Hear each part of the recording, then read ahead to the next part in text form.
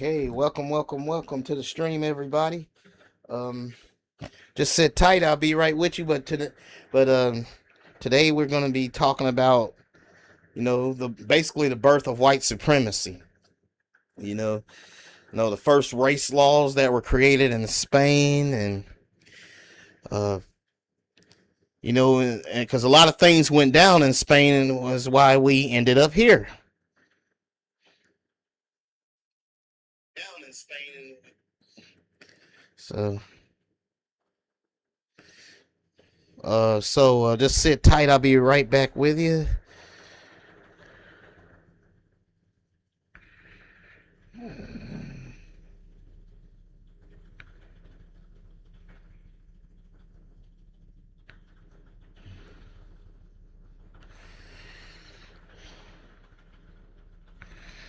Okay.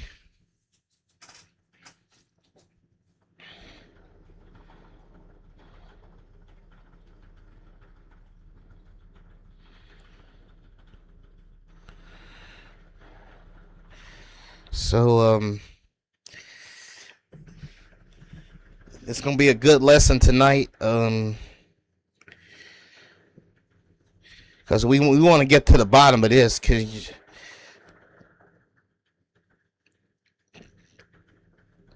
Cause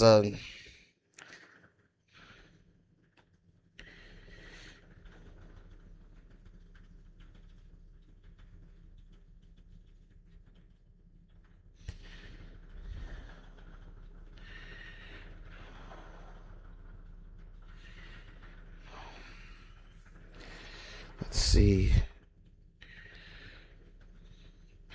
Yeah. So yeah, there's a lot of false doctrine going around. About who is who in the Bible. And we all deserve an explanation of why we went into slavery and who's really to blame for it, right?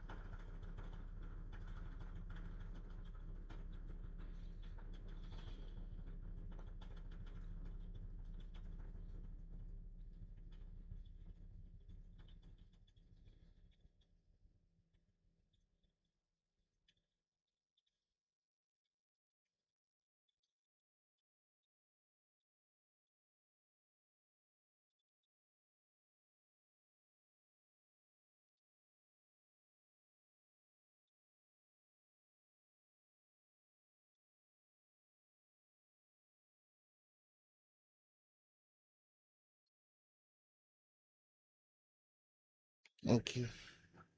Um. Sorry, it's taking me a while. Trying to figure out how to share this video right quick. Uh.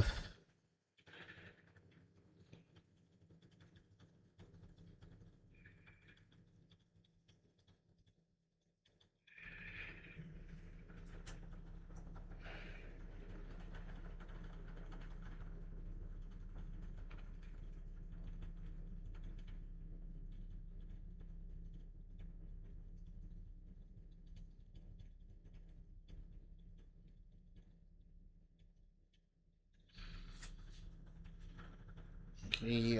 Where is it?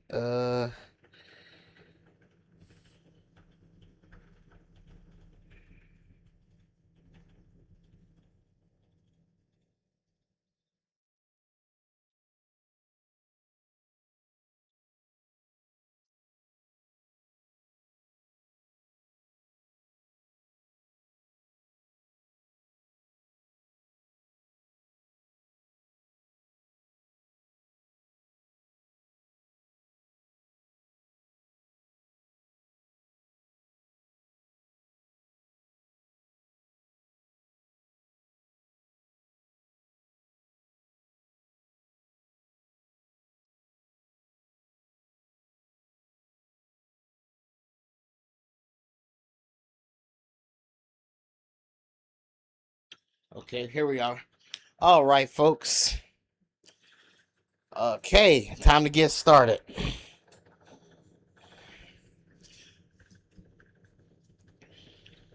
All right, as you can see here, this is Spain, right?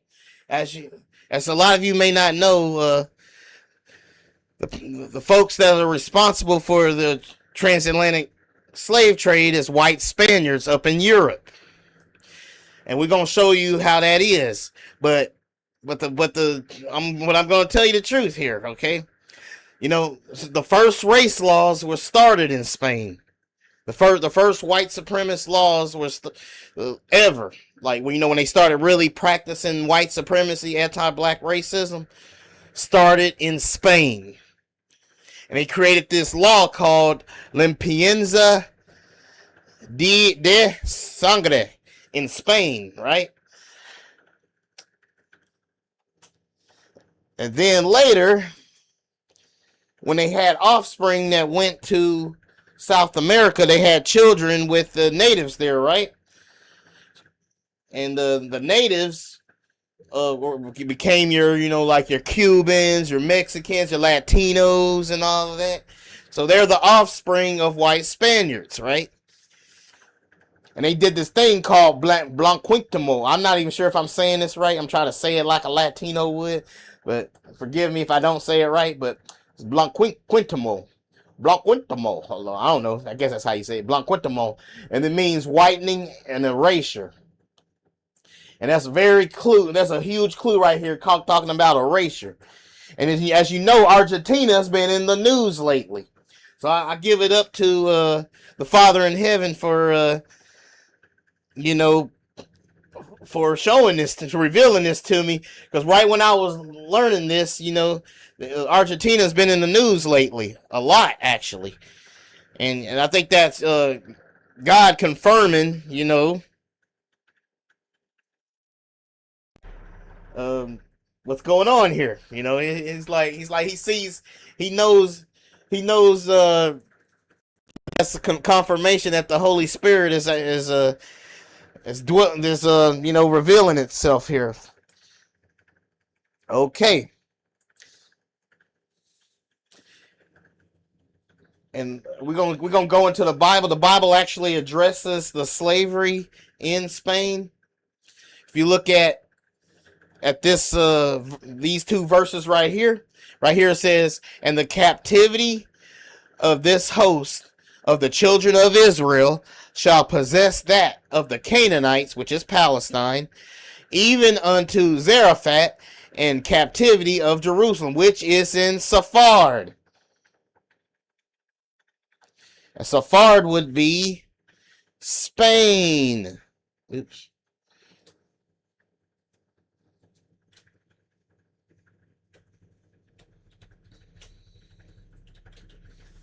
So the biblical name of Spain is Sephard, okay?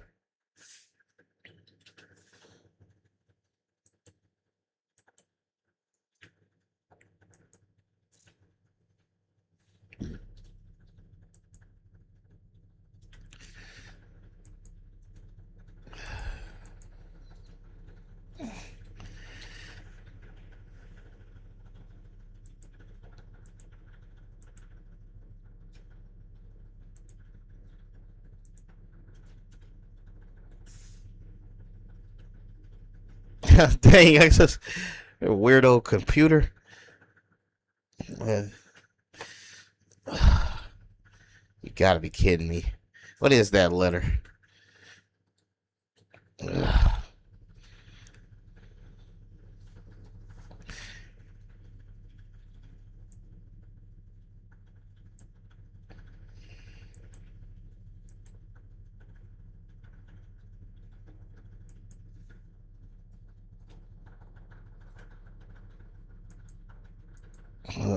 Oh crap. What the?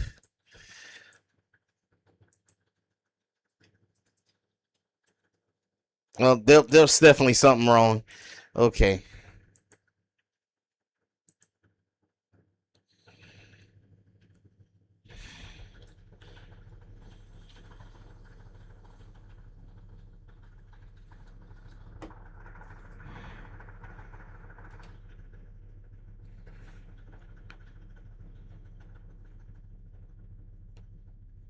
Okay. All right.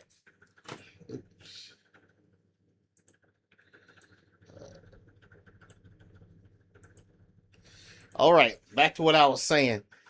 Like I was saying, and the captivity of this host of the children of Israel shall possess. Let me blow this up a little bit more. Let me see.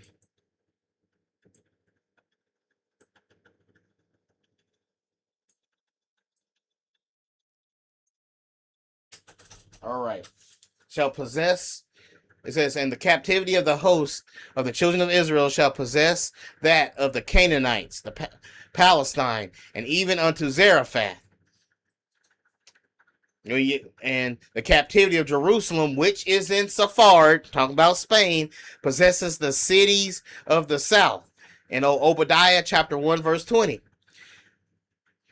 So what it's saying there is that uh it's talking about the Israelites are gonna possess cities in the south. And what's south of Spain uh of Israel? What's south of Israel, y'all? I'll tell y'all. South of Israel is Jordan and Saudi Arabia. Meaning that Esau had to have gone into Spain, right? Because if he didn't, why is Yah saying that the Israelites that are in Spain are going to occupy cities of the south? That's because he's saying that because Esau went into Spain and were the ones that enslaved the Israelites. Now I'm going to prove it to you, okay? So here we go. It says, therefore, thus saith the Lord Yah, I will also stretch out my hand upon Edom, and I will make it desolate from Teman, and they of Dedan shall fall by the sword. That's Ezekiel chapter 25, 13. So where's Teman and Dedan located, y'all? It's located in Saudi Arabia, but we'll get into that later. But right here it says, because the paternal lineages of the Spanish conquistadors passed the Esau sword and betrayal spirit directly down into the colonial offspring. Love it. Okay.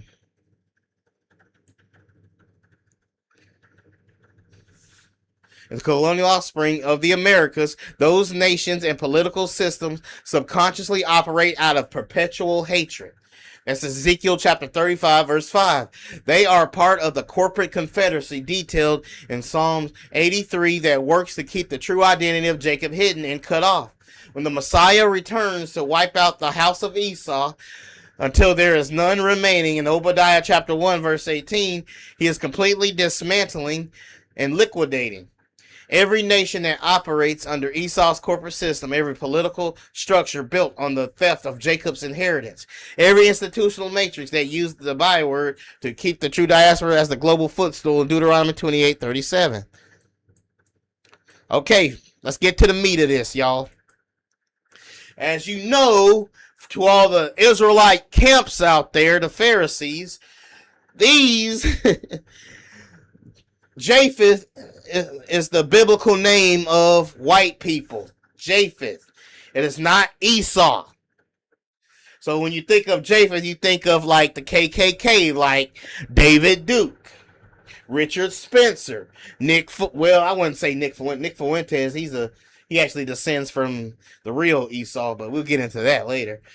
And we got Donald Trump, and you got Pepe the Frog meme here. They operate in the spirit of Japheth, which is the biblical name of white people.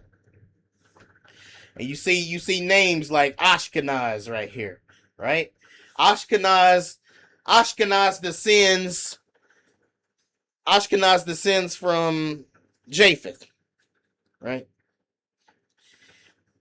And they are the people you would call the Ashkenazi Jews that are in Israel today.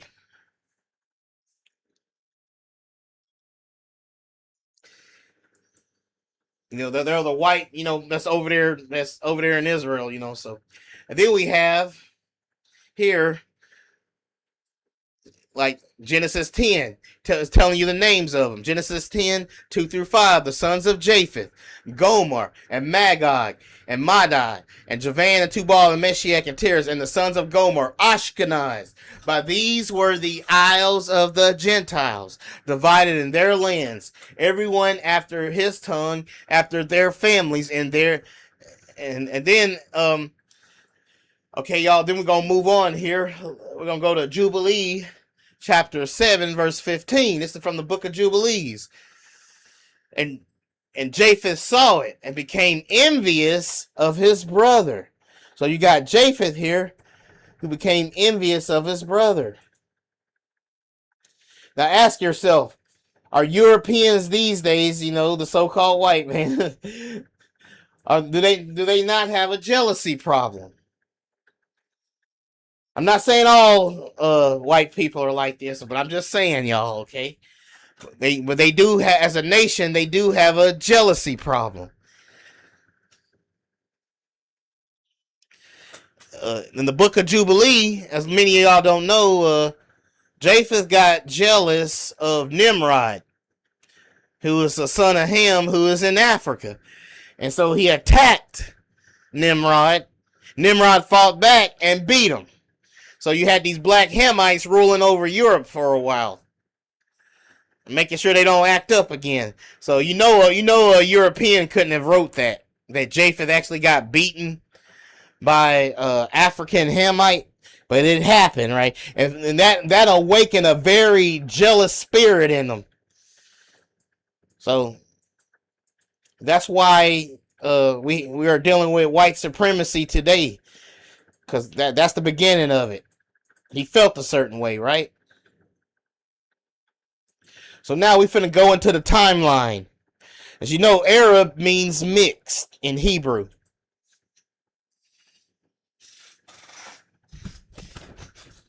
Arab means mixed. And, even in mingled, sometimes the translation goes mingled people. Same thing. Sometimes, though, in some translations, they don't even put the word Arab. They'll just put mingled people. So they're one and the same, right? Arabs.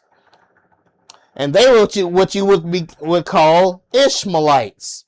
The biblical name for Arabs are Ishmaelites. And as you can see here, the Arabs and Esau, the kingdom of Edom, shared a border. They shared the same border. That's why they call it in Psalms 83:6, they call it the tabernacles, tents of Esau and the Ishmaelites, because they all live under the same tent. They shared a border right here, as you can see.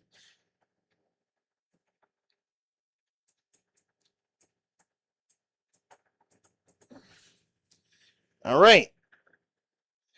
If we go into Genesis 16:12, it talks about Ishmael. He said he will be a wild donkey of a man, talking about his descendants, y'all. And he will be against everyone, and everyone's hand will be against him. And he will dwell in hostility toward all his brothers. So that explains a lot, right? So and that's what you would call the Arabs, right? Now ask yourself, are Arabs doing this? Are they in hostility toward all their brothers? They live like a wild donkey? Like, yeah. I mean, not saying all of them do. I actually have some good friends that are Arab, so there you go. but as a nation, that's their thing, Then we got Genesis chapter 27, verse 40. Esau. It says, "You shall live by the sword and serve your brother, but when you rebel, you will tear his yoke from your neck," right? And we got Esau. Then Esau married a Canaanite woman and had a daughter named Ada. And the Canaanites are what you would call today's Palestinians, aka the Philistines, right? Esau, okay, so because Esau married Canaanite women, that would make the Palestinians Esau as well. Right? So as it says right here, Genesis 36:2, it says Esau took his wives of the daughter of Canaan, which is in Palestine. They had a daughter named they had a and they had a yeah, okay, and oh yeah, he married yeah, okay. And let me see here. I think I kind of made some mistakes here. Okay, but the main important thing is that Esau married Bashmith, which was Ishmael's daughter, right? So, which means that the Esau and Ishmael mixed, right? So that means that so you think about it. So you got Esau and Ishmael, they just mixed, right? They're mixing, right? And as you know, they shared a border. And because they shared a border, it's inevitable that an Edomite man could also marry. No, I mean my bad. An Ishmaelite male man could marry an Edomite wife. It's also inevitable. So when you share, you can ask the AI this, or Google it if you like. What happens when people that share the same border? Is it inevitable that people that human, using the nature of mankind, would they share a border? Like, would they mix? Right? Would they mix? And the answer is yes. Man, by human nature standards, whenever people share a border, there naturally would be a mix between them. They'll be mixing, right? So the fact that they shared a border definitely mixed on both sides. And I even asked the AI this, y'all. What did I ask? I said, how long? Think about it, y'all. How long did it take for Esau and Ishmael to mix before they conquered North Africa? And the AI will tell you it took them 2,000 years. So Esau and Ishmael mixed for 2,000 years before they took over North Africa. And as you can see here, this picture says Esau mostly mixed with Canaanites, Palestinians, and Ishmaelites. So you got Esau's blood that's in the Palestinians and the Ishmaelites, right?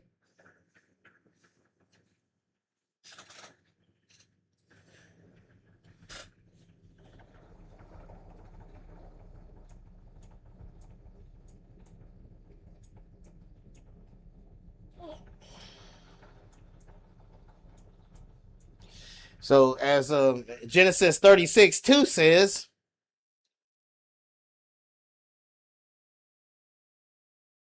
so I think what we're going to do here is we're going to go ahead and go over it one more time to make sure you get it so you can keep up. So for those that are slow out there, we're going to keep up because all it takes is basic reading comprehension. A lot of people just don't have it. So we're going to go over this one more time, okay?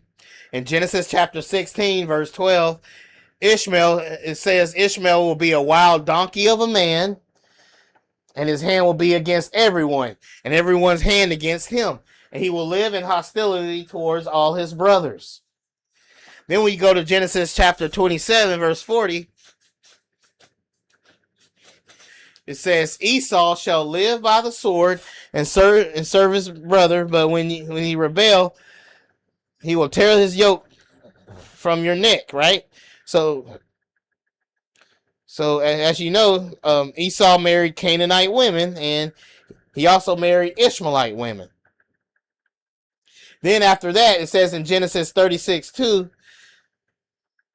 that Esau took his wives of the daughters of Canaan, Ada, and the daughter of Elon the Hittite, and Bashman, Ishmael's daughter, and and sister of Nebaha, and Ada, and bare to him Esau, right?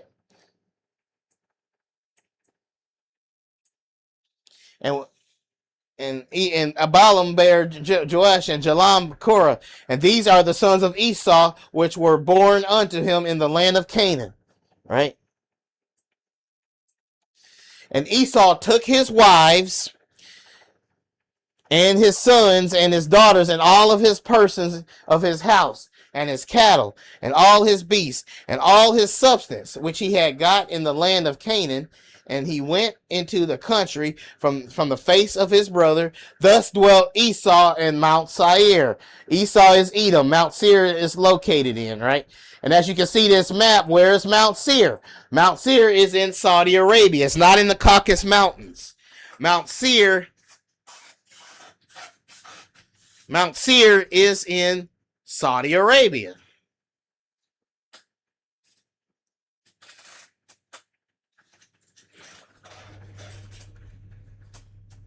Okay.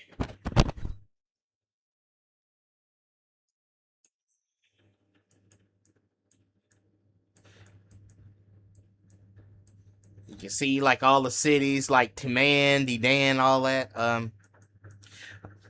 This map did get a little wrong though. Timan is actually supposed to be in Jordan, and Dedan is in Saudi Arabia. So, but you know, it's still the truth though. So basically, you know, Saudi Arabia is Edom, is Esau. Saudi Arabia, you get it? We can prove that because in Ezekiel chapter 25, 13 through 15, it says this. Therefore, thus saith the Lord Yah, I will also stretch out my hand upon Edom, and will cut off man and beast from it, and I will make it desolate. Excuse me. Desolate from Timan, and they of Dedan shall fall by the sword. Notice how Timan and Dedan is located in Saudi Arabia.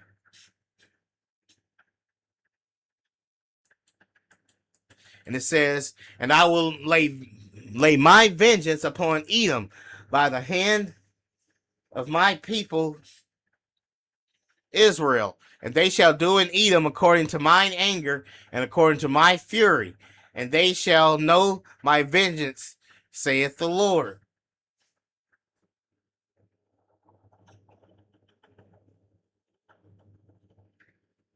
So as you can see, it says Yah specifically says that he's gonna use the Israelites. He's gonna use the Israelites to destroy Edom, which is in Saudi Arabia and Jordan, right? That's because Yah blames Esau more than anybody for the slavery of his people. Okay? And there was a dude that commented on my stream last week. He mentioned the Dukes are the Dukes prove that the white man is Esau, which isn't true, because this is the truth. This is how they get the camps get confused about this. All right, it says aloof versus Duke. King James translators in 1611 used the English word duke because in the 17th century English, a duke simply meant a leader or a commander of a territory. However, Moses did not write the English word duke. In the original Hebrew text, the title used for these leaders is aloof.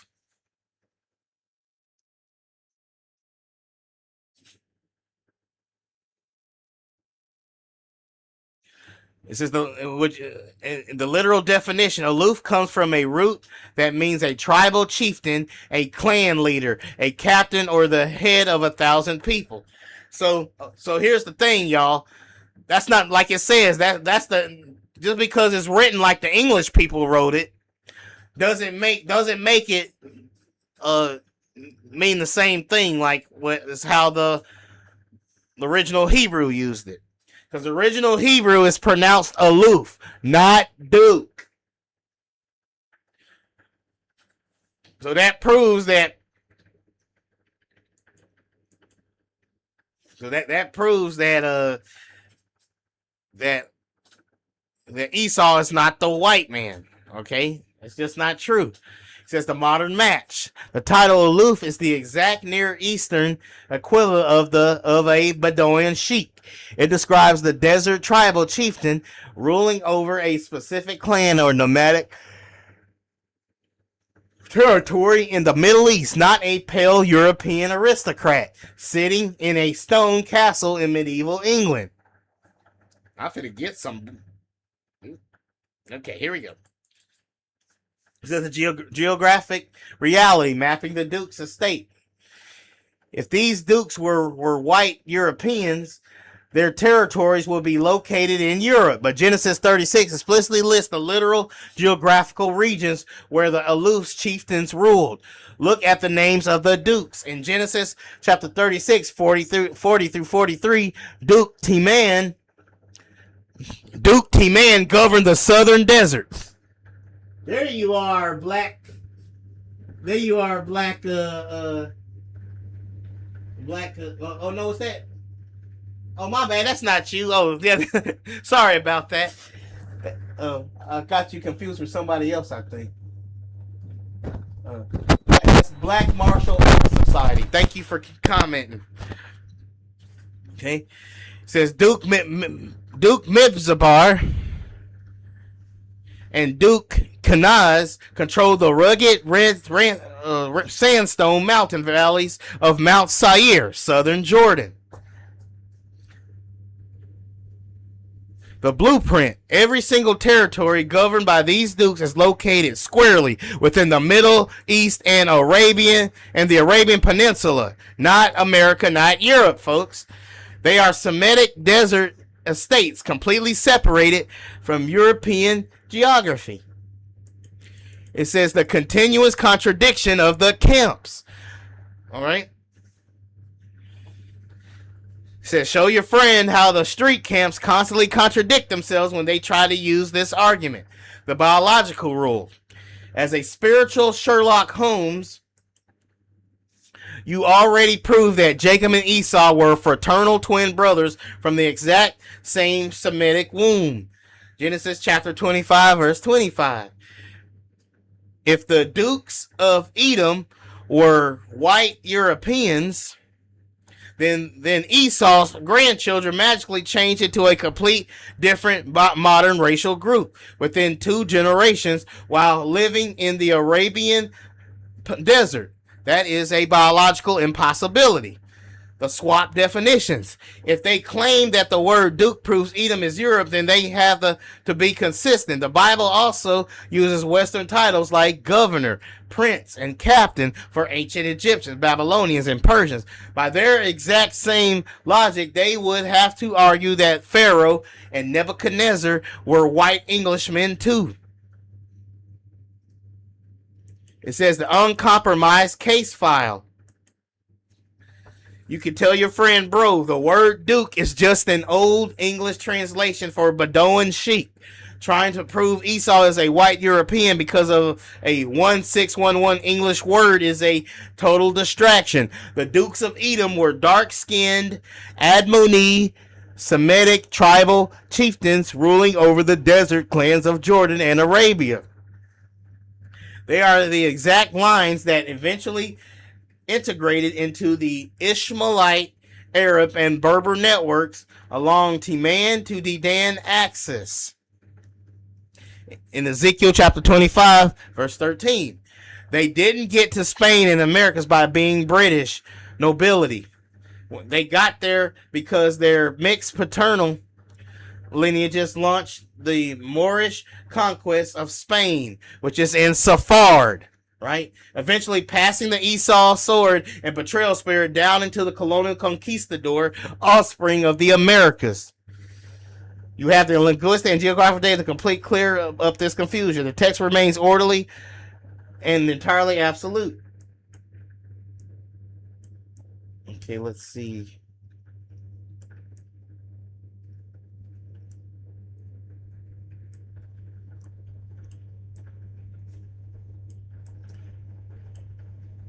As you know, like I said, Esau and Canaanites and Ishmaelites mix, right? And even the Zondervan Bible Dictionary says the same thing. Like, these are the scholars here that's talking about this, right? If you go to page 135 in the Zondervan Bible Dictionary, it says, then carried by Esau and Ishmael and their descendants into Arabia, where the Arab continued them through the centuries, always with a feeling that it was decidedly wrong to change.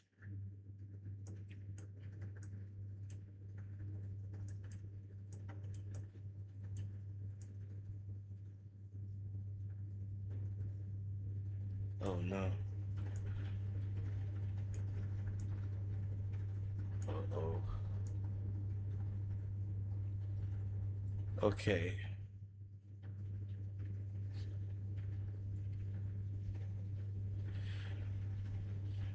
All right, as you can see here, this is how it happened, folks.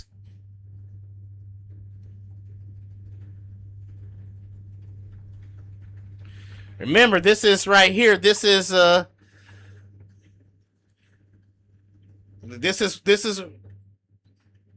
remember, the kingdom of Edom and Arabs shared the same border, so they was going to mix with each other. Esau married Ishmael's daughter. They had a child named Reuel, right? Y'all gonna be like, but Emery, wouldn't that just make their child Esau as well? Like, yeah, it would, but there's something you're also forgetting. Because they shared the same border, a Israelite man marrying an Edomite woman, it was also possible as well, right? In fact, it's inevitable. You can Google it yourself. When mankind naturally shares a border, what happens? They naturally mix over the centuries, right? And so then you ask the AI or Google it yourself. Ask them, well, how long did the Edomites and the Ishmaelites mix with each other? And it'll tell you they mixed with each other for, you guessed it, 2,000 years, right? They mixed with each other for 2,000 years. So think about it. You got Yah saying that Esau shall live by the sword. Then he got him saying that Ishmael will be a wild donkey of a man, right? So just think about what happens when them two spirits mix with each other. What do you think's going to happen when two? Like, would you give somebody that smokes crystal meth a gun? Would you give them a sword or anything? Would you give them that? No, that's insanity. What do you think's going to happen when you do that? I mean, all types of crazy stuff's going to go down, right? All right. So they mix with each other for 2,000 years. And then what ends up happening is they conquer North Africa. They come from here. Then they end up conquering North Africa. And then they go into Spain. And along the way, they bring their black slaves with them. So it was the Arabs that enslaved, the black Israelites first, right after the fall of right after the fall of Israel in in the Middle East, after the Romans conquered Israel, made it. Well, I wouldn't say conquered. They actually kicked them out of this. When Rome razed Israel to the ground, and scattered the black Israelites, there was no way to go but into West Africa. But along the way, the Arabs captured them and enslaved them and brought them to Spain here up in Europe.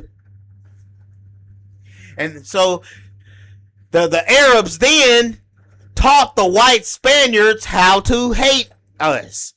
Right? That's what happened. The white Spaniards didn't like this. So they created the first race laws. They didn't like that because the Arabs that had the Esau's blood in their system were mixing with the white women there.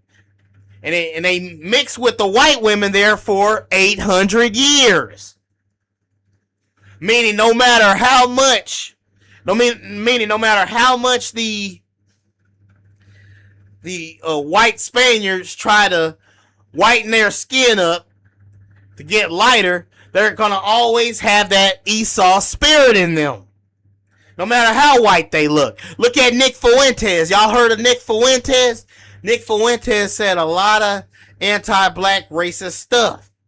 That's because he's got that Esau spirit in him from the Arabs. And from Esau, himself, right?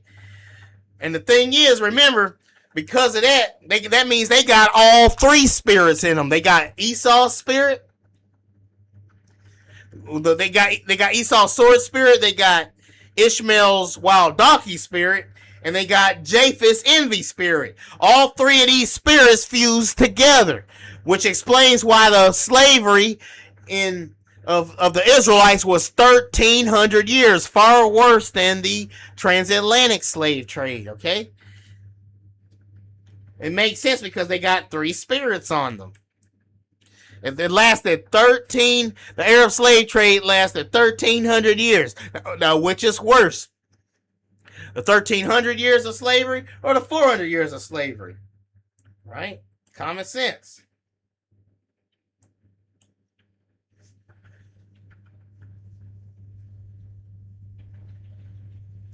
All right, and in Isaiah chapter 63,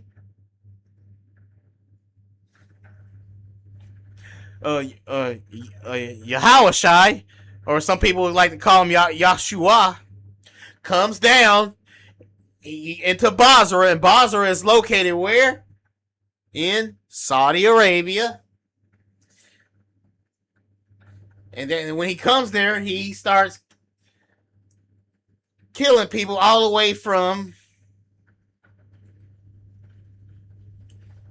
He starts killing... He gets revenge of the slavery because he blames Esau for both slave trades. The Arabs are responsible for both slave trades.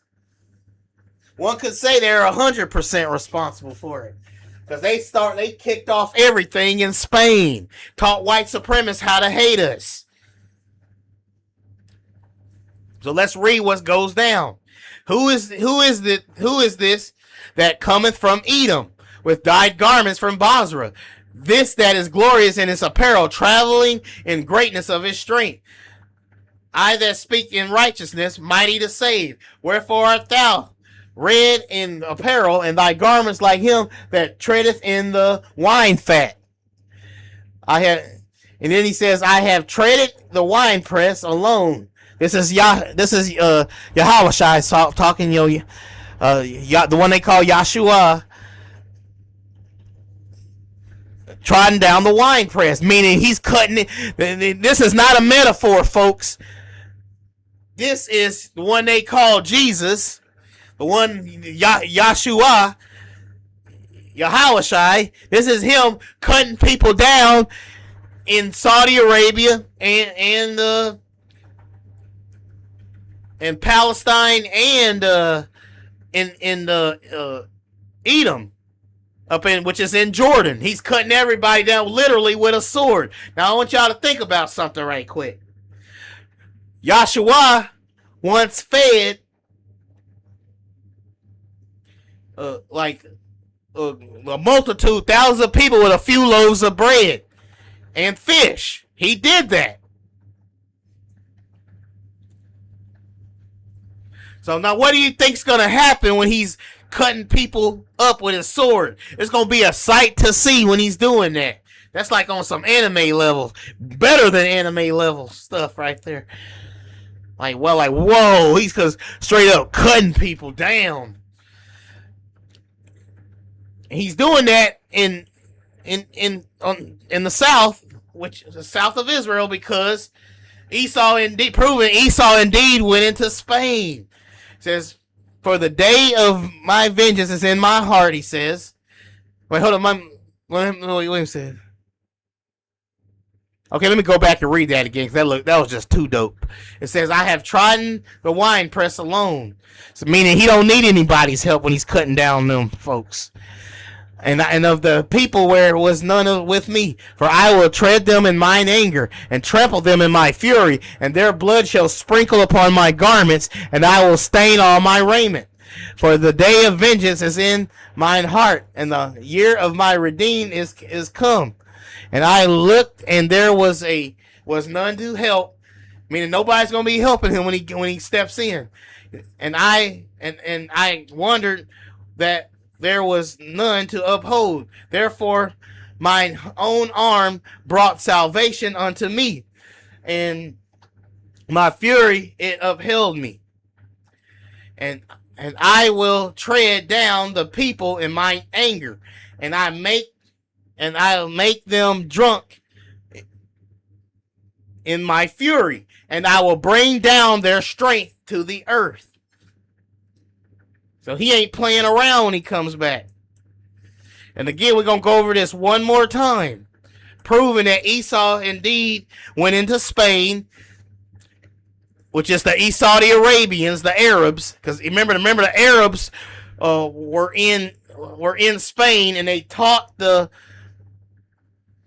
white Spaniards how to hate and enslave the so-called black man, which are Israelites, right? It says right here, it says, and the captivity of the host of the children of Israel shall possess that of the Canaanites, which is in Palestine. We're going to be possessing the Canaanites in Palestine. The Palestinians, we're going to be possessing them. Because let's face it, the Palestinians are anti-Israelites. Anti-black Israelites too. Because if you try to go over there and help them, they'll call you the N-word and stuff, and call you, which is abid, which translates to slaves, right? Because they're racist. So they're under judgment right now for what they've done. But anyway, it says, even unto Zarephath and the captivity of Jerusalem, talking about the Israelites that are in Spain. Remember, the slave trade kicked off there, which is in Sephard. And Sephard is the biblical name for Spain, you folks. And shall possess the cities of the south. Notice how it didn't say North America or Northwest. It says the cities of the south. What land is south of Spain? That would be Jordan and Saudi Arabia. In Obadiah chapter 1 verse 20, right? It says, therefore, thus saith the Lord Yah. Thus for saith Yah, I will also stretch out my hand upon Edom, and I will make it desolate from Teman, and they of Dedan shall fall by the sword. So as you can see here, Teman is located in Jordan, in southern Jordan, right? And it stretches down into northern Saudi Arabia, which is Dedan. That's in Ezekiel chapter 25, verse 13. So it's obvious that Yah is at war against Islam. Because all those territories are in Islamic territory. All right, we're going to break down the foundation here.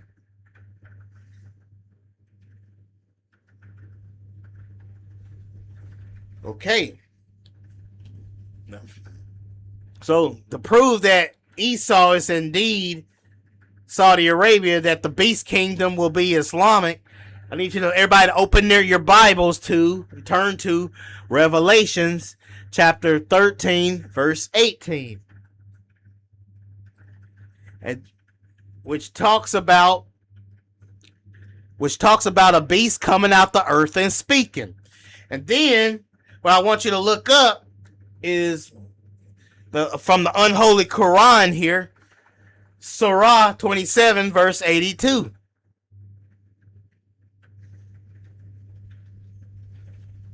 And right there in their Quran, in Surah 27, verse 82, it mentions a beast coming out the earth and speaking. You see how they line up with each other? So let's continue this foundation here. So now I want you to look up 1 Kings 10, chapter 14 through 15. And in 1 Kings 10, chapter 10, verse 14 through 15, it is mentioned that King Solomon, that a lot of gold was brought to King Solomon by all the kings of Arabia, and the gold weighed 666. It weighed 666, pounds, right? And to confirm, and you see how y'all see how that lines up. You got King Solomon being mentioned, you got the 666 being mentioned, you got all the kings of Arabia being mentioned. Okay, then you go to 2 Chronicles 9, 13 through 14, and it says the same thing. It mentions Solomon, it mentions the 666, and it mentions all the kings of Arabia. And so you have Revelation 13, 18 answered. Meaning that King Solomon is the name of the man mentioned in Revelation 13 and 18. And then when you look at Sunan, it's from the Muslim Hadith, Sunan IBN Maj 4066. That is the cherry on top. Because it too mentions a beast coming out the earth, where they'll be carrying the staff of Moses. If your face light up, that means you're a Muslim. If you don't light up, that means you're getting your head cut off,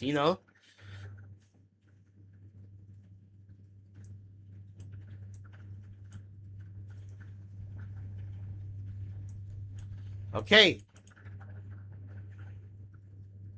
So when John wrote out the 666, he thought he was reading it in Greek, but in actuality, he was reading it in Arabic. And if you look up "in the name of Allah" in Arabic, it looks exactly like the Greek number 666. Remember, the original New Testament was not written in English; it was written in Greek. And "in the name of Allah" in Greek looks exactly like, "in the name of Allah" in Arabic looks exactly like the 666 in Greek. So there you go, confirming that it is the mark of the beast. As you know, this is what the 600 looks like in Greek. This is what 60 looks like in Greek. And this is what the 6 looks like in Greek. It has a little dash right there, right there. So, and here we are. So this is a warning to the Muslims here.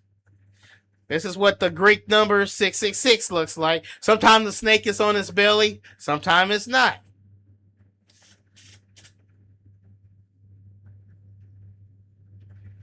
In the name of Allah, it looks exactly like the 666 in Greek.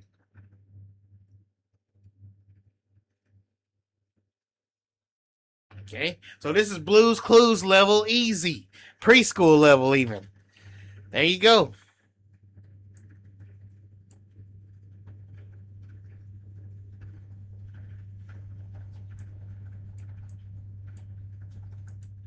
See, this is where the Europeans come from. They descend from Japheth. They do not descend from Esau. They descend from Japheth. And so you got Ashkenaz here. Then you got the white Greeks here, which is Javan. Then you got Rome here. See how they're all white? So it don't make no sense for people to hate on the Ashkenazis um, for Europeans to hate on them because they're your brothers. You come from the same father, Japheth. Remember, Yah shall patah deceive Japheth, which is Ashkenaz, and he shall dwell in the tents of Shem, which is who is black, and the Canaanites, the Palestinians, shall be his servants.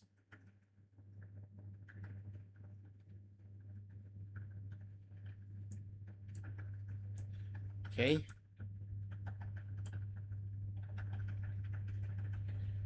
And as you can see here, it says, hold up, let me go back up.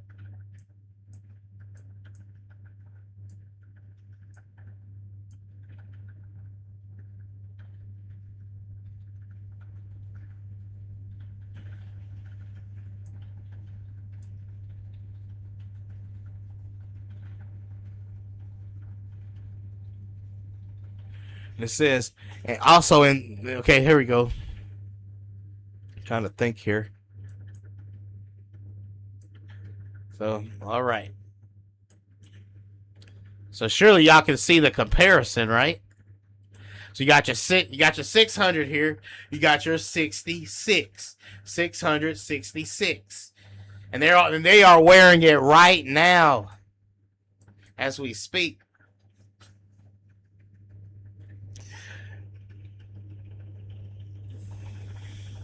And, all right, and first, so you got to see here that this strange thing right here, folks. The very Bible that white people claim shuts down white supremacy soundly.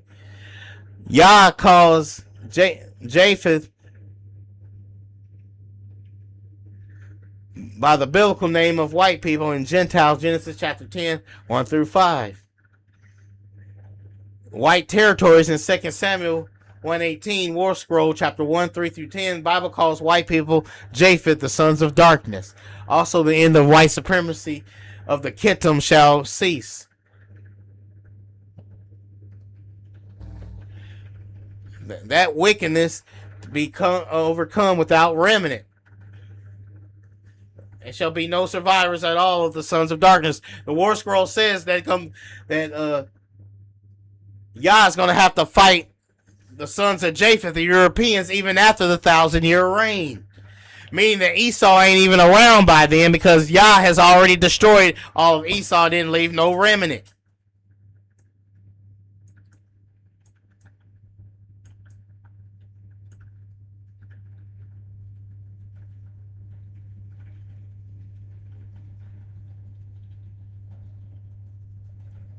I'm going to keep going.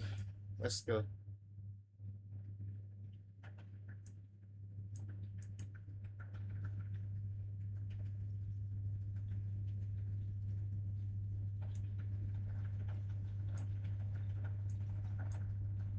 Right here, you see how Genesis 9:27 lines up? So okay, so hold on, let me see here. Let me go back up here. So you have the Bible. The Bible basically destroys white supremacy, right?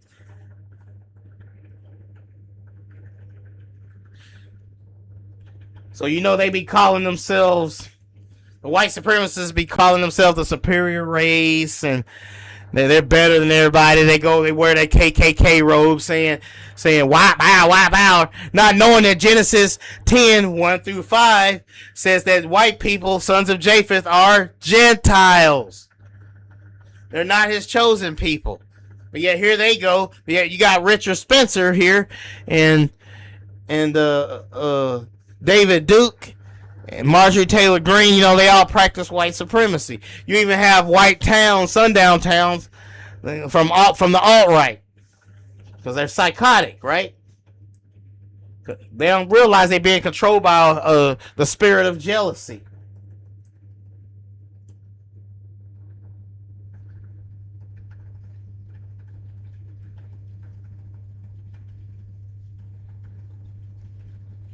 So, as you see here in Zephaniah 2, verse 5, it says, "For Gaza will be abandoned, Is that not happening right now, folks? For Gaza will be abandoned, Ashkelon left in ruins. Ashdod will be driven out at noon, and Ekron will be uprooted. Woe to the dwellers of the seacoast. Doesn't Gaza sit on the seacoast? Yes, it does. It says the word of the Lord is against you, O Canaan, land of the Philistines. All Philistine means is Palestine. He said, I will destroy you, and no one will be left. So we know how he's going to destroy them. He's going to destroy them by the hand of the black Israelites of Spain. Going to come into Palestine, and they're going to take them out. Because they don't belong there neither. Basically, the sons of Japheth, and which are the Ashkenazis, and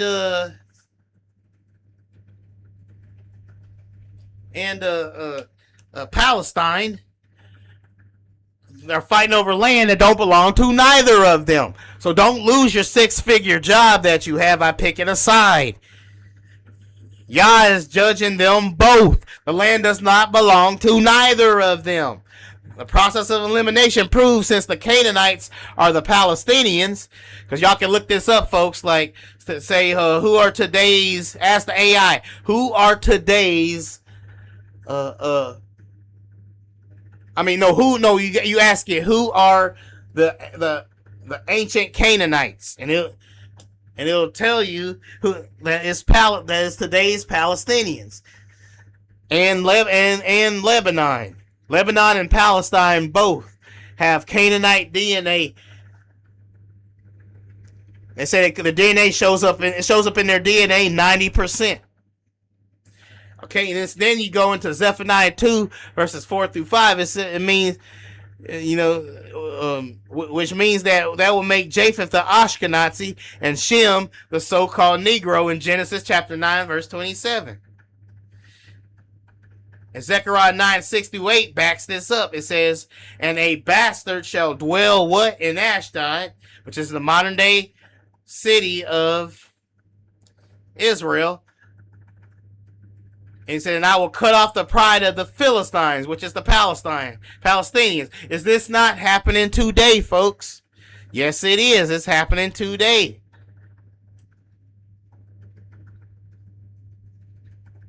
The Ashkenazis are sons of Japheth, Gomer, and Maggai, and Madai, and Javan, and Tubal, and Meshiach, and Teres. And they are the sons of Gomer.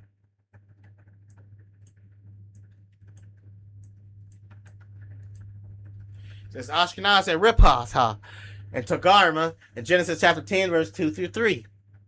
Remember in Luke chapter 21, verse 24, and it says, and they shall fall by the edge of the sword, and shall be led away captive into what? Into all nations, and Jerusalem shall be trodden down of the Gentiles. Them Gentiles are the Ashkenazi, until the times of the Gentiles be fulfilled. In chapter Genesis 49:10. Notice how it didn't say Esau right there. And the scepter shall not depart from Judah, nor longer between his feet, until Shiloh come, okay? So just here's a visual thing, Zechariah 9 chapter 9, verse 6. Said, and a bastard shall dwell in Ashdod, which is modern day Israel, and I will cut off the pride of the Palestinians. So that's just a fact. That's happening today. And I will cut off the inhabitant from Ashdod. That's the city of modern day Israel, and him that holdeth the scepter in Ashkelon. The city in modern day Israel, and I will turn my hand against Ekron. The remnant of the Palestinians shall perish, saith the Lord.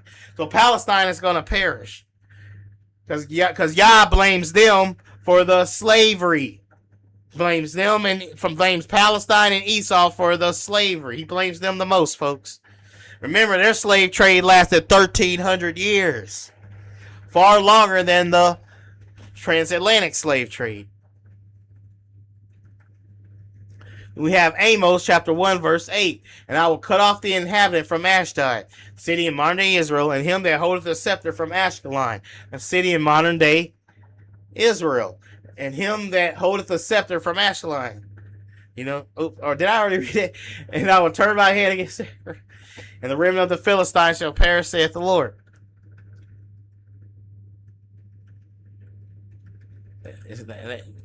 First it says, Deuteronomy chapter 32, verse 21. They have moved me to jealousy with that which is not of Yah. They have provoked me to anger with their vanities. And I will move them to jealousy with those who are not a people. And I think it's talking about the Ashkenazis right there. And I will provoke them to anger with a foolish nation.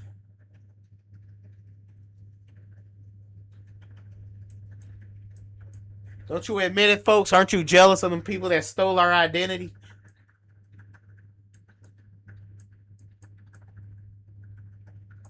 And as you can see, Admoni was the same color as the same color. I mean, Admonin is a reddish brownish color, same color as a cow that's described in the Bible. They say King David was the same color. So no way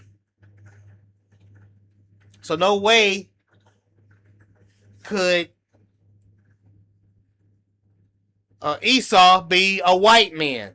It's red brown, not red white.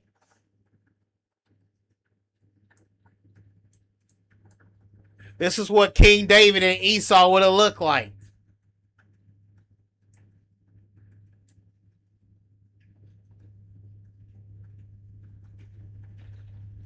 All right. Remember, it says, and the first came out red all over like a hairy garment, and they called his name Esau. It's Admoni. Red is Admoni. Red brown. Remember, not red white.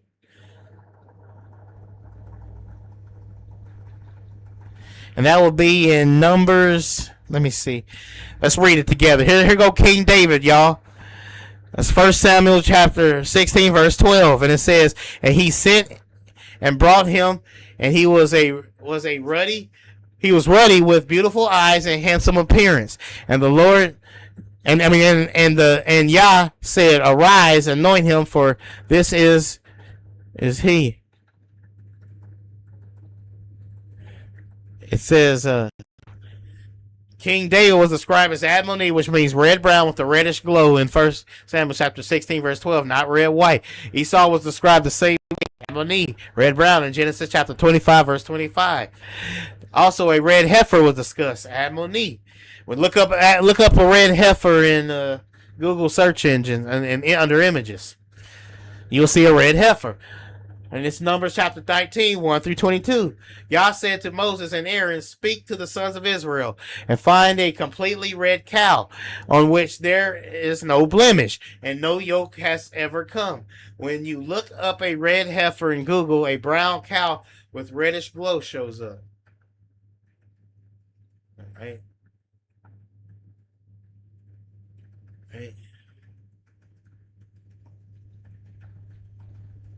I have trodden down the winepress alone, and of the people there was none with me. So you see right here, yeah. Well, this is Yahshua speaking. This is Yahuwah or Yahweh Shai, as some people would say. He's coming down. He's telling the armies that have just attacked that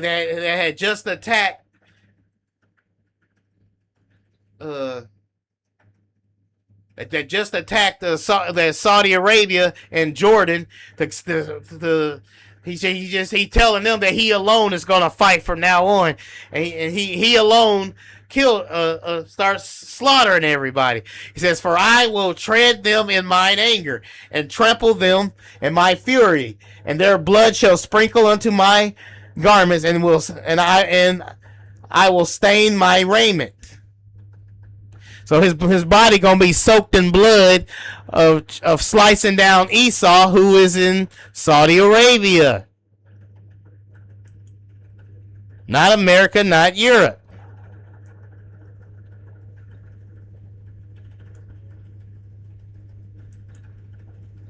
And that sounds so epic, seeing that.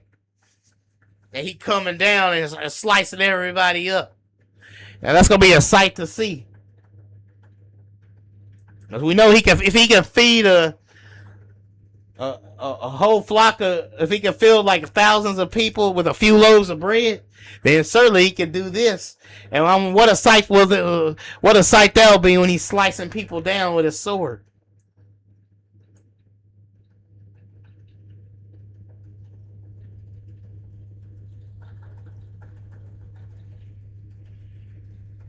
Okay, let's keep it moving. I think in this, all right, I think that's it. But let's see, something else I want to leave y'all right quick.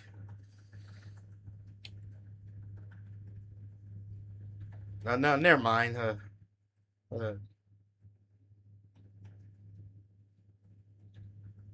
up. Let me see what I want to see here.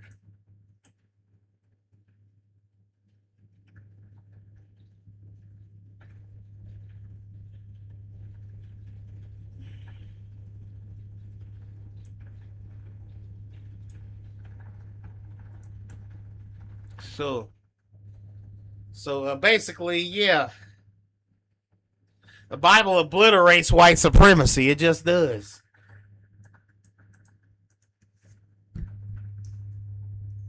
Remember, like, well, he calls them the sons of darkness in War Scroll chapter 1, verse 3 through 10. They're the final enemy that Yah faces before they throw Satan into the lake of fire. Remember, Esau, which is in Saudi Arabia and Jordan, they've already been destroyed. So they're not coming into the 1,000-year reign because Yah already destroyed them. But Japheth is the final enemy. So remember, it was their faults for both slave trades. They were heavily involved in both slave trades.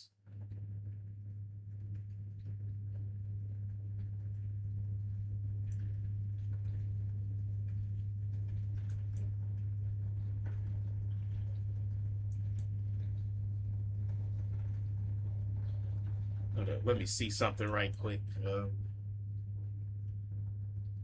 to file.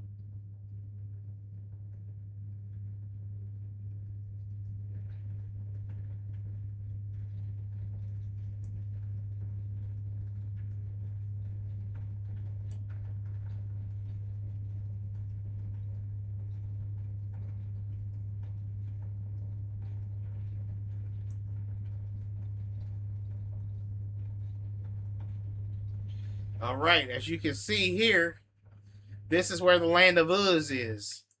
The land of Uz is in Saudi Arabia, not America, not Europe.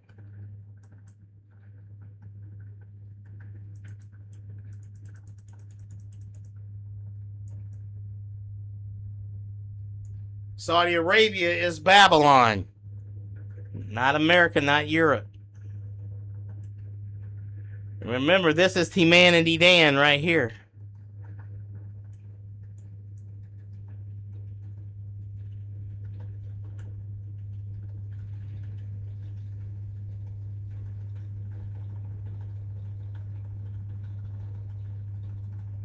Right here it says, all the cities in Arabia, the burden against Dumah.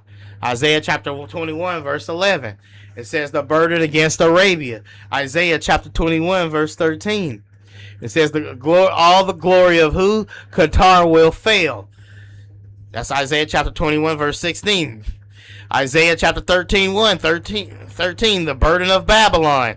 Who is this coming from? Edom, from Basra, with his crimson stained garments. Who is this robed in his splendor, marching in his greatness and his strength? It is I, proclaiming the vindication, mighty to save. That's Yahshua himself coming down with the sword and slicing people up. It's particularly Saudi Arabia and Jordan, Edom, for what happened, you know, for them enslaving our people.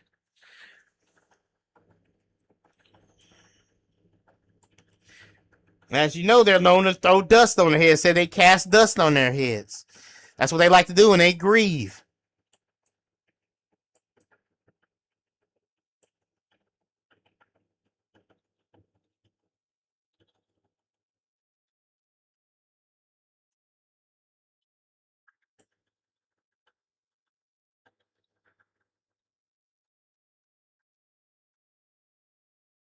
Okay.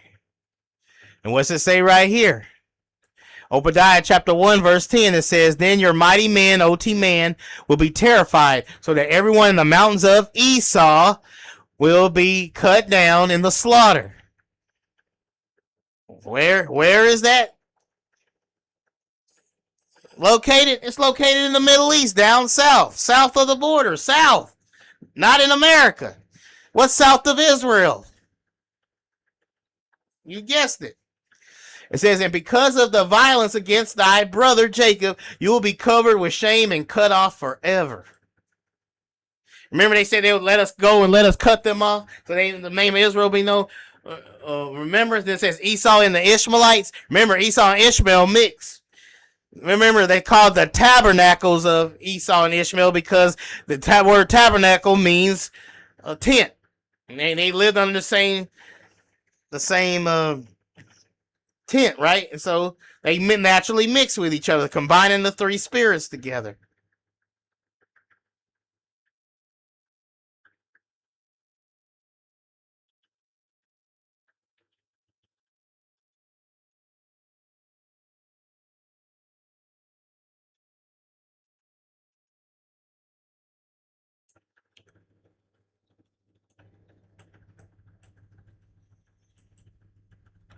So this is what happened. He said he's going to show it from T-Man to D-Dan, and that's exactly what happens right here. Boom.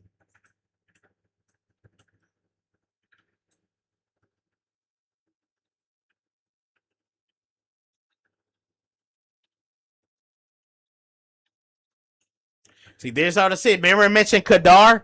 Remember I mentioned D-Dan and all that, and T-Man?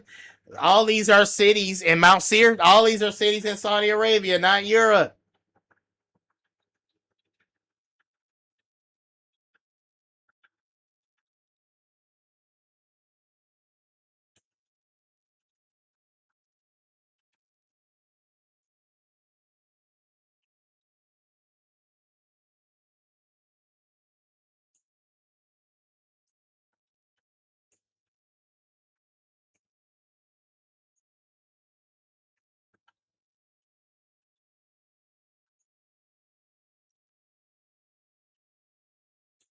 All right. I think, hold up. I think that might be, does it? Let's see. How about,